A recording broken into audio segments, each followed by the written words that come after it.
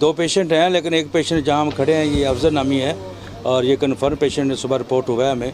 सऊदी से आया था, उसके बाद फिर इस्लामाबाद गया और फिर वापस आया। ठीक है ना, इसको टेम्परेचर हुआ, एडमिट हुआ, सैंपल लिया और ये पॉजिटिव। घर को